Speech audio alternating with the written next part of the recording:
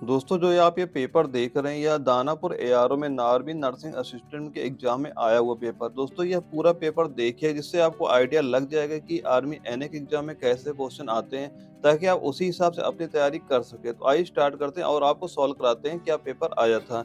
दोस्तों पेपर को सॉल्व कराने के पहले आपको कुछ बेसिक पॉइंट बता देता हूँ, क्योंकि कई भाई ऐसे होंगे जो आर्मी एनए का पहली बार एग्जाम दे रहे होंगे।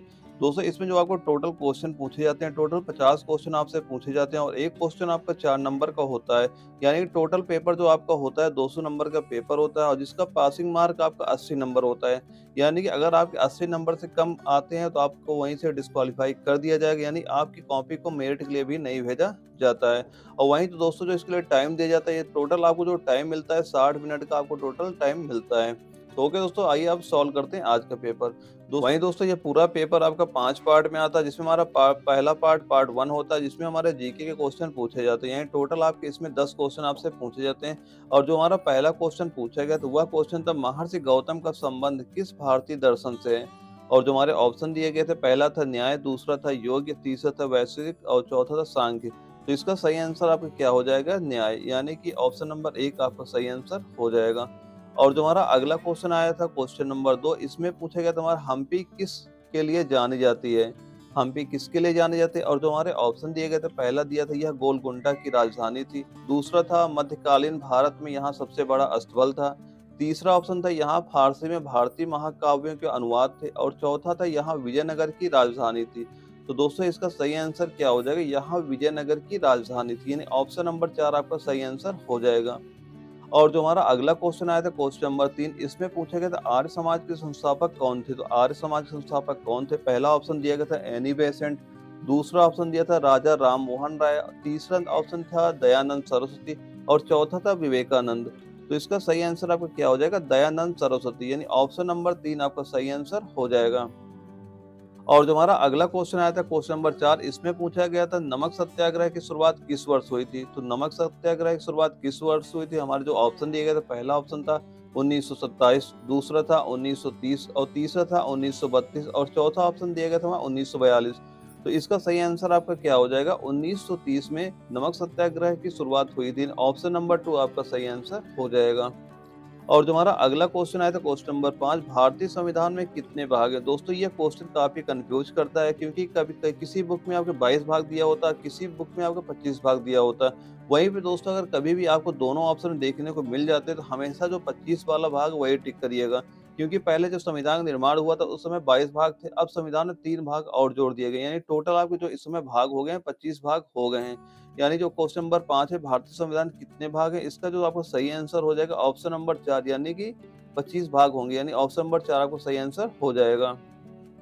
और वहीं पे जो हमारा अगला क्वेश्चन आया था, क्वेश्चन नंबर 6, इसमें पूछा गया था सूर्य के सबसे निकट ग्रह कौन सा है। और जो हमारे ऑप्शन दिए गए थे, पहला था पृथ्वी, दूसरा था बुध, तीसरा था मंगल, और चौथा था शुक्र। तो पृथ्वी के सबसे निकट ग्रह कौन सा है, बुध। यानी ऑप्शन नंबर 2 आपका सही आंसर हो जाएगा। और हमारा जो अगला क्वेश्चन आया था, क्वेश्चन नंबर 7, इसमें पूछा गया था सेबी की स्थापना कब हुई थी। और जो हमारे ऑप्शन दिए गए थे, पहला था 1992, दूसरा था 1980, तीसरा था 1988, और चौथा था 1984। और जो भाई एनए के फुल नोट्स लेना चाहते हैं, वो दिए गए नंबर पे व्हाट्सएप पर मैसेज करके ले सकते हैं। इस नोट से आपके 40 प्लस नंबर आपके यहीं से फंस जाएंगे। जितना मैं प्रोवाइड कराऊंगा बस आपको उतना तैयार होना चाहिए। मैं आपको एनए के नोट्स और प्लस आपके 25 ओरिजिनल एनए के पेपर आपको प्रोवाइड कराऊंगा, वो भी केवल 99 रुपए में। जो भाई लेना चाहते हो दिए गए व्हाट्सएप नंबर पर अभी मैसेज करके ले सकते हैं। तो इसका सही आंसर क्या हो जाएगा, यानी ऑप्शन नंबर 3, यानी सीबी की स्थापना 1988 में हुई थी। ऑप्शन नंबर 3 आपका सही आंसर हो जाएगा। और जो हमारा अगला क्वेश्चन आया था, क्वेश्चन नंबर 8, इसमें पूछेगा नीति आयोग है एक। और जो हमारे ऑप्शन दिए गए थे, संवैधानिक निकाय, विचारक मंडल, गैर सरकारी संगठन, और संवैधानिक निकाय विचार। तो दोस्तों इसका सही आंसर आपका क्या हो जाएगा, गैर सरकारी संगठन। यानी ऑप्शन नंबर 3 आपका सही आंसर हो जाएगा। और हमारा अगला क्वेश्चन आया था, मैकमोहन रेखा भारत तथा किस देश के बीच सीमा रेखा पर स्थित है। तो यह किस देश की सीमा पर स्थित है, पहला ऑप्शन था नेपाल, दूसरा था पाकिस्तान, तीसरा था श्रीलंका, चौथा था चीन। यानी जो मैकमोहन रेखा है यह भारत और चीन के बीच में स्थित है। ऑप्शन नंबर 4 आपका सही आंसर हो जाएगा। और जो हमारा अगला क्वेश्चन आया था, क्वेश्चन नंबर 10, इसमें पूछा गया था भारत में गेंडे के प्राकृतिक निवास कहाँ है। तो भारत में गेंडे का प्राकृतिक निवास कहाँ है, जो हमारे ऑप्शन दिए गए थे, पहला था भरतपुर, दूसरा था गिरिवन, तीसरा था काजीरंगा और चौथा था नीलगिरी। तो इसका सही आंसर आपका क्या हो जाएगा? काजीरंगा सही आंसर हो जाएगा, नहीं ऑप्शन नंबर 3 आपका सही हो जाएगा। वहीं दोस्तों यहाँ से हमारा पार्ट 1 समाप्त हो जाता है। इसके बाद पार्ट 2 स्टार्ट हो जाता है। पार्ट 2 बायोलॉजी का होता है, जिसके टोटल आपसे 15 क्वेश्चन पूछे जाते हैं और जिसमें हमारा पहला क्वेश्चन पूछा गया था क्वेश्चन नंबर 11। इसमें पूछा गया था निम्नलिखित में से कोशिका का ऊर्जाग्रह है। तो जो हमारे ऑप्शन दिए गए थे, पहला था माइटोकॉन्ड्रिया, दूसरा था जलिका, तीसरा था केंद्रक और चौथा था कोशिकाभित्त। तो इसका सही आंसर आपका क्या हो जाएगा? माइटोकॉन्ड्रिया, यानी ऑप्शन नंबर 1 आपका सही आंसर हो जाएगा। और वहीं पे हमारा जो अगला क्वेश्चन था क्वेश्चन नंबर 12, इसमें पूछा गया पक्षियों की अस्थियां किस प्रकार की होती हैं। पहला ऑप्शन था लचीली, दूसरा था छिद्रयुक्त और वायु से भरी, तीसरा था ठोस और मजबूत और चौथा था कैल्शियम रहित। तो इसका सही आंसर आपका क्या हो जाएगा? ऑप्शन नंबर 2 यानी छिद्र युक्त और वायु से भरी, यानी ऑप्शन नंबर 2 आपका सही आंसर हो जाएगा। और जो हमारा अगला क्वेश्चन दिया है क्वेश्चन नंबर 13, इसमें पूछा गया था जंतुओं में किस प्रकार का पोषण मिलता है। और जो हमारे ऑप्शन दिए गए थे, पहला था विषम पोषण, दूसरा था सुपोषण और तीसरा था 1 व 2 दोनों और चौथा था इनमें से कोई नहीं। तो कैसा पोषण मिलता है? यानी ऑप्शन नंबर 1 विषम पोषण, यानी ऑप्शन नंबर 1 आपका सही आंसर हो जाएगा। और जो हमारा अगला क्वेश्चन आया था क्वेश्चन नंबर 14, इसमें पूछा गया प्रकाश संश्लेषण है तो कैसा है ये? हमारे ऑप्शन दिए गए थे, पहला था उपचयी क्रिया है, दूसरा था अपचयी क्रिया है, तीसरा है रेडॉक्स क्रिया है और चौथा है उपापचयी क्रिया है। तो इसका सही आंसर क्या हो जाएगा? प्रकाश संश्लेषण एक उपचयी क्रिया होती है, ऑप्शन नंबर 1 आपका सही आंसर हो जाएगा। और जो हमारा अगला क्वेश्चन आया था क्वेश्चन नंबर 15, इसमें पूछा गया था आहार नाल का कौन सा भाग यकृत में पित्त रस स्रावित करता है। और हमारे जो ऑप्शन दिए गए थे, पहला था अमाशय, दूसरा छोटी आंत, तीसरा था बड़ी आंत और चौथा था ग्रसनी। तो इसका सही आंसर क्या हो जाएगा आपका? छोटी आंत, यानी ऑप्शन नंबर 2 आपका सही आंसर हो जाएगा।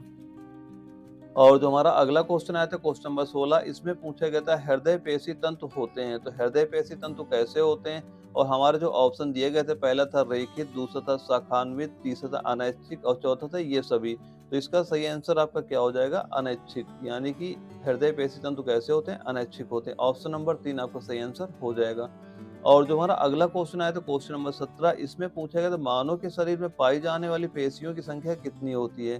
तो कितनी पेशियां पाई जाती हैं? और हमारे ऑप्शन दिए गए थे, पहला था 409, दूसरा था 439, तीसरा था 539 और चौथा था 639। तो इसका जो आपका सही आंसर हो जाएगा 639, यानी कि हमारे शरीर में पेशियों की संख्या कितनी होती है? 639। ऑप्शन नंबर 4 आपका सही आंसर हो जाएगा। और जो हमारा अगला क्वेश्चन आया था क्वेश्चन नंबर 18, इसमें पूछा गया था पैराथायराइड द्वारा स्रावित कैल्सीटोनिन किसका संतुलन नियंत्रित करता है। और तुम्हारे ऑप्शन क्या दिए गए थे, पहला था पोटेशियम, दूसरा आयोडीन, तीसरा कैल्शियम और चौथा लोहा। तो इसका सही आंसर आपका क्या हो जाएगा? कैल्शियम का, यानी ऑप्शन नंबर 3 आपका सही आंसर हो जाएगा। और जो हमारा अगला क्वेश्चन आया था क्वेश्चन नंबर 19, इसमें पूछा गया आधुनिक मानव का वैज्ञानिक नाम क्या है। और हमारे ऑप्शन क्या दिए गए थे, होमो हैबिलस, होमो इरेक्टस, होमो एंटिसन और होमो सैपियंस। तो इसका सही आंसर आपका क्या हो जाएगा? होमो सैपियंस, यानी ऑप्शन नंबर 4 आपका सही आंसर हो जाएगा। क्वेश्चन आया था क्वेश्चन नंबर 20, इसमें पूछा गया था वायरस जनित रोग है तो वायरस जनित रोग क्या हो जाता है। हमारा जो हमारे ऑप्शन दिए गए थे, पहला दिया गया था टिटनेस, दूसरा हैजा, तीसरा टीबी और चौथा हेपेटाइटिस। तो इसका सही आंसर आपका क्या हो जाएगा? हेपेटाइटिस, यानी ऑप्शन नंबर 4 आपका सही आंसर हो जाएगा। और जो हमारा अगला क्वेश्चन आया था क्वेश्चन नंबर 21, इसमें पूछा गया था मरुस्थलीय जंतु है तो मरुस्थलीय जंतु कौन सा है। हमारा ऑप्शन दिए गए थे कंगारू, दूसरा ऊंट, तीसरा 1 व 2 दोनों, यानी चौथा क्या दिया गया था? मेढक। तो इसका सही आंसर क्या हो जाएगा? 3, यानी कंगारू और ऊंट दोनों क्या है? ये मरुस्थलीय जंतु होते हैं। और जो हमारा अगला क्वेश्चन आया था क्वेश्चन नंबर 22, इसमें पूछा गया था जीवीय घटकों में होता है तो जीवीय घटकों में क्या होता है। हमारे ऑप्शन दिए गए थे, पहला उत्पादक, दूसरा अपघटक, तीसरा उपभोक्ता और चौथा ये सभी। तो इसका सही आंसर आपका क्या हो जाएगा? ये सभी। तो ऑप्शन नंबर 4 आपका सही आंसर हो जाएगा। और जो हमारा अगला क्वेश्चन आया था क्वेश्चन नंबर 23, इसमें पूछा गया था वायु में कार्बन डाइऑक्साइड का सबसे बड़ा स्रोत है। और पहले ऑप्शन में क्या दिया गया था? कोयले की खदानों से, दूसरे ऑप्शन दिया था जंतुओं द्वारा शोषण से और तीसरे ऑप्शन में दिया गया था पेड़ पौधों के शोषण से और चौथे ऑप्शन दिया था जीवाणुओं की क्रियाशीलता से। तो हमारा सही आंसर क्या हो जाएगा आपका? ऑप्शन नंबर 4, यानी जीवाणुओं की क्रियाशीलता से, यानी ऑप्शन नंबर 4 आपका सही आंसर हो जाएगा। और जो हमारा अगला क्वेश्चन आया था क्वेश्चन नंबर 24, इसमें पूछा गया था किस गैस का उपयोग खाना पकाने में ईंधन के रूप में होता है। तो किसका प्रयोग होता है इसमें? ऑप्शन दिया गया था कार्बन डाइऑक्साइड, दूसरा था हाइड्रोजन, तीसरा प्राकृतिक गैस और चौथा था ये सभी। तो इसका जो सही आंसर आपका हो जाएगा, यानी ऑप्शन नंबर 3 प्राकृतिक गैस, यानी ऑप्शन नंबर 3 हमारा सही आंसर हो जाएगा। और जो हमारा अगला क्वेश्चन आया था क्वेश्चन नंबर 25, इसमें पूछा गया था निम्नलिखित में से जीवन की इकाई है, और हमारे ऑप्शन क्या दिए गए थे, जीन, डीएनए, जीव और कोशिका। तो इसमें जो हमारा सही आंसर क्या हो जाएगा, कोशिका, यानी कि जीवन की इकाई क्या हो जाएगी, कोशिका। ऑप्शन नंबर 4 आपका सही आंसर हो जाएगा। दोस्तों यहाँ से हमारा पार्ट 2 समाप्त हो जाता है, इसके बाद हमारा पार्ट 3 स्टार्ट हो जाता है। पार्ट 3 हमारा केमिस्ट्री का होता है, जिसके टोटल आपके 15 क्वेश्चन पूछे जाते हैं, और जिसमें हमारा पहला क्वेश्चन पूछेगा तो किसी परमाणु का वह सूक्ष्मतम कण जो स्वतंत्र अवस्था में रह सकता है क्या कहलाता है। हमारे ऑप्शन क्या दिए गए थे, परमाणु, अणु, द्रव्य, ये सभी। तो इसका सही आंसर आपका क्या हो जाएगा, अणु। तो ऑप्शन नंबर 2 आपका सही आंसर हो जाएगा।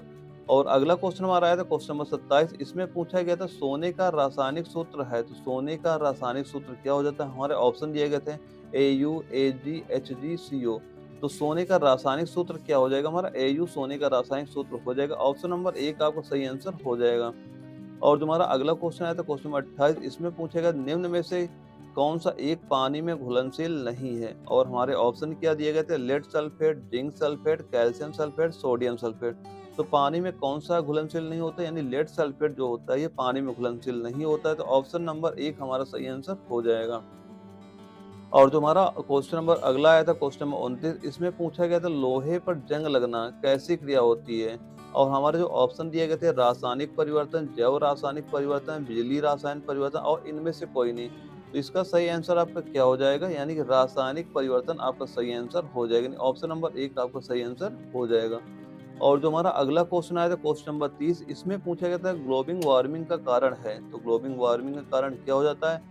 हमारे ऑप्शन क्या दिए गए थे, पहला था सूर्य, दूसरा था पानी, तीसरा था चांद और चौथा क्या था, वायु प्रदूषण। तो इसका सही आंसर क्या हो जाएगा, वायु प्रदूषण, यानी ऑप्शन नंबर 4 आपका सही आंसर हो जाएगा। और जो हमारा अगला क्वेश्चन आया था क्वेश्चन नंबर 31, इसमें पूछा गया था हमारा बॉक्साइट किस धातु का अयस्क है। तो हमारे ऑप्शन क्या दिया गया था, पहला लोहा, दूसरा एल्यूमिनियम, तीसरा कॉपर, चौथा टिन। तो इसका सही आंसर आपका क्या हो जाएगा, यानी कि एल्यूमिनियम का। बॉक्साइट किसका अयस्क है, एल्यूमिनियम का। तो हमारा आंसर सही क्या हो जाएगा, ऑप्शन नंबर 2 सही हो जाएगा।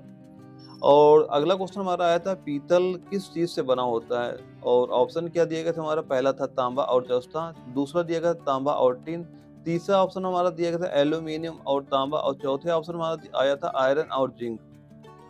तो इसका सही आंसर क्या हो जाएगा 32 नंबर का आपका, यानी कि तांबा और जस्ता। पीतल किसका मिश्रण होता है, तांबा और जस्ता का, यानी ऑप्शन नंबर 1 आपका सही आंसर हो जाएगा। और जो हमारा अगला क्वेश्चन आया था क्वेश्चन नंबर 33, इसमें पूछा गया था NH4HSO4 द्वारा प्रदर्शित यौगिक का नाम बताइए। तो हमारे ऑप्शन क्या दिए गए थे, पहला ऑप्शन था अमोनिया सल्फर ऑक्साइड, दूसरा ऑप्शन दिया गया था, थोड़ा मिसप्रिंट है आप इसे सही कर लेना, इसका ये होना चाहिए सोडियम सल्फाइड, और तीसरा ऑप्शन दिया गया था अमोनिया सल्फेट, और चौथा दिया गया था इनमें से कोई नहीं। तो इसका सही आंसर आपका क्या हो जाएगा, इनमें से कोई नहीं, यानी ऑप्शन नंबर 4 आपका सही आंसर हो जाएगा। और जो हमारा अगला क्वेश्चन आया था क्वेश्चन नंबर 34, इसमें पूछा गया था एसिटिक अम्ल सोडियम के साथ अभिक्रिया करता है तो कौन सा गैस मिलाता है। दोस्तों ये काफी नॉर्मल क्वेश्चन है, अब इसका आंसर कमेंट बॉक्स में जो बताना है, इसका सही आंसर आपका क्या होगा।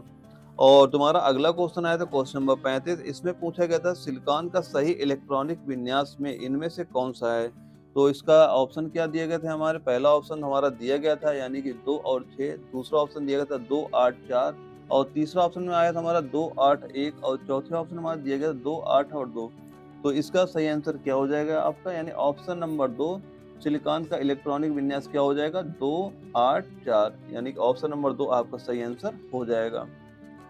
और जो हमारा अगला क्वेश्चन आया था क्वेश्चन नंबर 36, इसमें पूछा गया था H2SO4 में S का ऑक्सीकरण अंक कितना है। तो दोस्तों जब इसका आप ऑक्सीकरण अंक निकालेंगे तो जो आपको सामने इसका ऑक्सीकरण अंक निकल के आएगा वह हो जाएगा 6, यानी ऑप्शन नंबर 3 आपका सही आंसर हो जाएगा।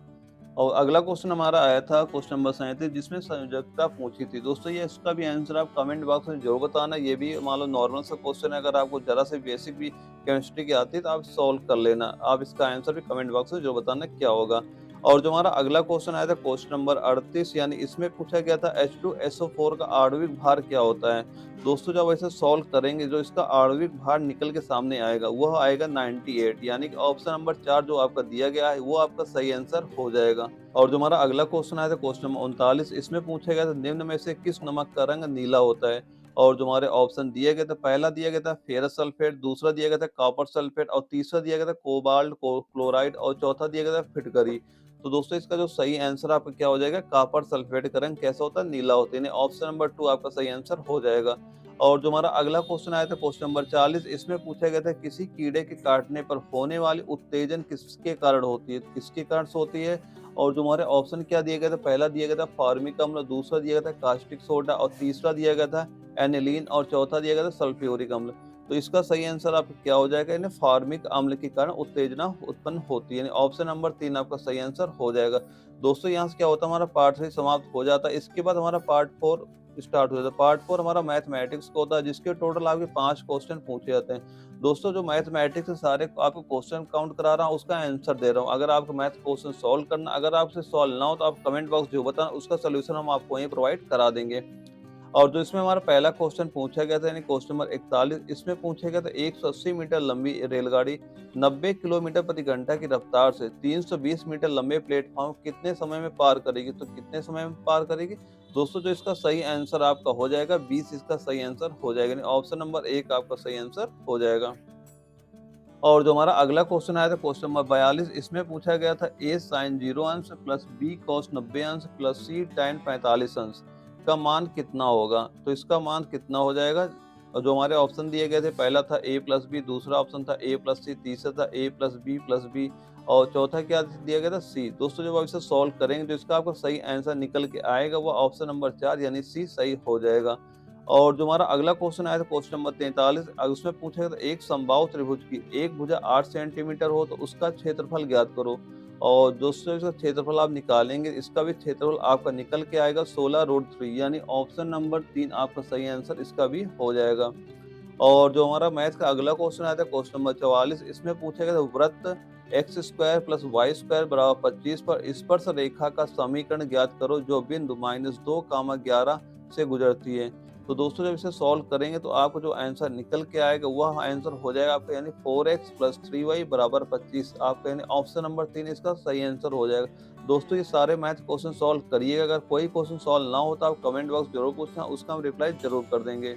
और अगला क्वेश्चन हमारा है क्वेश्चन 45, इसमें पूछा गया एक एपी के 3 क्रम का योग 33 है और प्रोडक्ट 792 है, तो सबसे कम अंक कौन सा है। तो जो इसे सॉल्व करेंगे दोस्तों तो इसका जो सही आंसर आपका निकल के आएगा, यानी ऑप्शन नंबर 2 यानी 4 इसका सही आंसर हो जाएगा। यहीं से दोस्तों हमारा पार्ट 4 समाप्त हो जाता है। इसके बाद हमारा पार्ट 5 आता है। पार्ट 5 में टोटल आपके फिजिक्स के क्वेश्चन आते हैं, यानी फिजिक्स के टोटल आपके 5 क्वेश्चन पूछे जाते हैं। और जिसमें हमारा पहला क्वेश्चन पूछे गए थे, यानी कि पहला क्वेश्चन 46 नंबर में आया था, सरल सूक्ष्मदर्शी में किस प्रकार का लेंस प्रयोग किया जाता है। तो इसमें किस प्रकार का लेंस प्रयोग किया जाता है, और जो हमारे ऑप्शन दिए गए थे, पहला दिया गया था उत्तल लेंस, दूसरा था अवतल लेंस और तीसरा था समतल लेंस और चौथा था मुख्य लेंस। तो इसका सही आंसर आपका क्या हो जाएगा, उत्तल लेंस, यानी ऑप्शन नंबर 1 आपका सही आंसर हो जाएगा। और जो हमारा अगला क्वेश्चन आया था क्वेश्चन नंबर 47, इसमें पूछा गया विद्युत द्विध्रुव आघूर्ण का मात्रक है। तो विद्युत द्विध्रुव आघूर्ण का मात्रक क्या हो जाएगा, हमारे ऑप्शन दिए गए थे, पहला था न्यूटन, दूसरा था कूलाम, तीसरा था फैराड और जो चौथा ऑप्शन दिए थे कूलाम मीटर। तो इसका दोस्तों सही आंसर क्या हो जाएगा आपका, यानी ऑप्शन नंबर 4 कूलाम मीटर सही आंसर हो जाएगा, यानी ऑप्शन नंबर 4 आपका सही आंसर है। और जो हमारा अगला क्वेश्चन आया था क्वेश्चन नंबर 48, इसमें पूछा गया था किसी सेल का सही ईएमएफ मापने वाले यंत्र को कहते हैं। तो क्या कहते हैं, जो हमारे ऑप्शन क्या दिया गया था, पहला दिया गया था वोल्ट मीटर, दूसरा दिया गया था पोटेंशियोमीटर और तीसरा दिया गया था गाउस मीटर और चौथा क्या दिया गया, इनमें से कोई नहीं। तो दोस्तों इसका जो सही आंसर आपका हो जाएगा, यानी पोटेंशियोमीटर आपका सही आंसर हो जाएगा, यानी ऑप्शन नंबर 2 सही है इसका। और जो हमारा अगला क्वेश्चन आया था क्वेश्चन 49, इसमें पूछा गया प्रकाश का वेग सर्वाधिक होता है। तो प्रकाश का वेग सर्वाधिक कहाँ पे होता है, यानी ऑप्शन नंबर 1 दिया गया था निर्वात में, दूसरा दिया गया हवा में, तीसरा ऑप्शन दिया था कांच में और चौथा ऑप्शन दिया था पानी में। तो इसका सही आंसर आप क्या हो जाएगा, निर्वात में हो जाएगा। और वहीं दोस्तों जो अगला क्वेश्चन दिया गया था, निम्न में से विद्युत कुचालक है।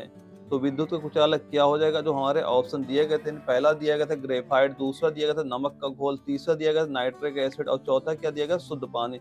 तो दोस्तों इसका जो सही आंसर आप क्या हो जाएगा, शुद्ध पानी आपका सही आंसर हो जाएगा, ऑप्शन नंबर 4 आपका सही हो जाएगा। दोस्तों आशा करता हूँ ये सारे क्वेश्चन आपने लिख लिए होंगे और आपने काउंट भी कर लिए होंगे, कितने आपके सही हो रहे हैं, कितने आपके गलत हो रहे हैं। वहीं दोस्तों अगर पूरा पेपर सॉल्व करने के बाद अगर आपके क्वेश्चन 40 प्लस तक सही हो रहे हैं तो आपकी तैयारी बहुत अच्छी चल रही है, आप इसे केवल कंटिन्यू बनाए रखिएगा। वहीं दोस्तों अगर किसी भी क्वेश्चन में कोई डाउट लगता है तो आप हमें कमेंट बॉक्स में जो बताना, उसको हम रिप्लाई आपको जरूर कर देंगे। और दोस्तों ये वीडियो अगर आपको अच्छी लगे तो वीडियो को लाइक करना, अगर आप चैनल नए हो चैनल सब्सक्राइब करना, ताकि आगे भी आपको इस तरह के वीडियो मिलते रहें। ओके दोस्तों, मिलते हैं अगले वीडियो में, तब तक के लिए जय हिंद, वंदे मातरम।